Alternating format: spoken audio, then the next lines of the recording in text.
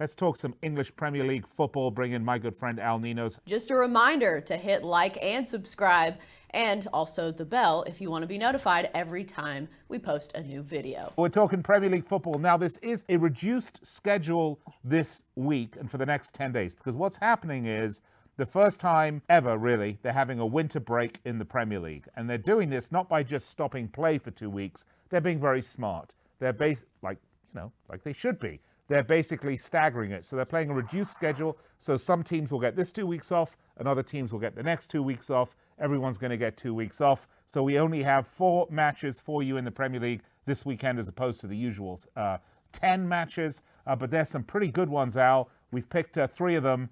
Which one do you want to start with, Al? You tell me and we'll roll with it. I got Everton Crystal Palace up first on my list. So all right, well, let's start, shall we? This is at Goodison Park. Everton 9th in the table. Palace 14th right now. Everton hoping to extend a 4-game unbeaten run. A win here would have them in the top 7, by the way, so that's a big step for them. On form, I don't know if you knew this, Al, only Liverpool, who have 30 points in the last 10 games, of course, which is perfect. But the next team on form in the last 10 games actually is Everton. They've taken 19 out of 30 points.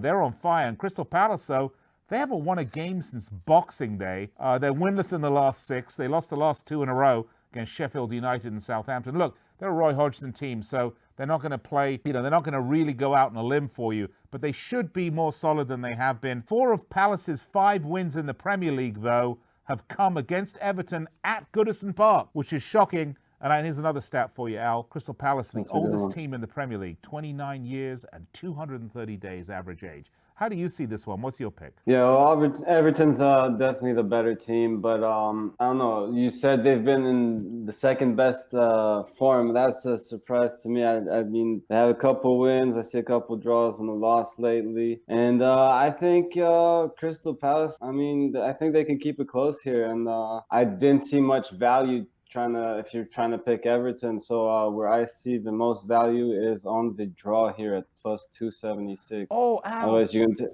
Al, great minds, Al. Great minds think alike. I'm with you. I think that's a great pick, by the way. But I'm going to take it a step further, Al. I'm just going to go one step beyond, as Madness used to say. Look, I'm in 2 minds. Obviously, Everton should win this game, right? I mean, they're by far the better team. They're in much better form. But Crystal Palace have a lot of really good players on them. They've got a really decent manager in Roy Hodgson. They've been all over the place. They haven't won since Boxing Day. I just feel that they are ripe for an upset here. And if I were going to speculate on just a little, I wouldn't put, a big percentage of my bankroll on it. But at plus 420, wow, this could be the upset of the weekend, Al. You're thinking draw. I'm thinking, how about Crystal Palace win this thing at Goodison Park? Definitely a possibility here. Wouldn't be shocked if they do. I mean, as I said, I was more surprised when you told me that Everton was the second best form in the league right now. I mean, I just don't see it. And I wouldn't be surprised at all, as you said, if Palace pulls the upset off. But again, I like my draw here at plus 276. Not pushing also a good pick as well. All right, let's move along, shall we? Brighton versus Watford. This is at the Amex. Now, Brighton won the reverse fixture 3-0 at Vicarage Road. Earlier on in the season, I think this was like one of the first games of the season back in August. You got 2 of the bottom 6 teams here going head-to-head. Brighton are looking for their first win in the new year. They've been winless in the last 5, although they did get a nice 3-3 draw against West Ham at the London Stadium last time out. It's all got a bit pear-shaped for them, really, quite frankly, since November when they were, I think, up at the 8th or 9th place in the table. But the season is long. When you have teams that don't have a lot of depth, it really squeezes the teams with small squads, squeezes them hard, and Brighton certainly are one of those. Watford, on the other hand, Alf, you remember I gave the Das Boot analogy, right? How they were at the bottom of the ocean and they were rising. Well, I don't know, they must have sprung another leak because, they've had no wins in the last 3, a couple of really surprising losses for them. But here's another stat for you, Al. Only Mohamed Salah and Sergio Aguero have scored more goals than Troy Deeney has on Watford since Nigel Pearson took the helm for Watford. The problem Watford have had, quite frankly, is they like to concede late goals, and it's been a big problem for them.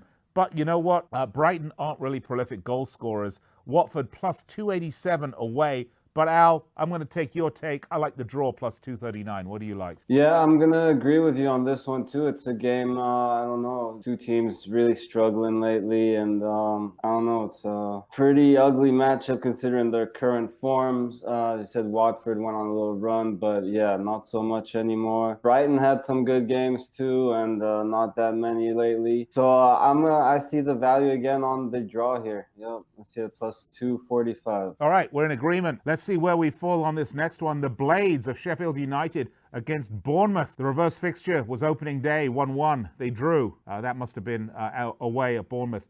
Look, at home at Bramall Lane, the thing about the Blades is they beat the teams they should beat, and they sort of lose to the teams they should lose. I mean, if you look at their losses, it's like Man City, it's Liverpool, it's Leicester City. I mean, it's, the team Tottenham, it's the teams that have been above them in the table. If Sheffield United win, they'll have 39 points. That's more than they got the entire time they were in the Premier League last time, which was 2006, 2007. So, they're really having a wonderful season.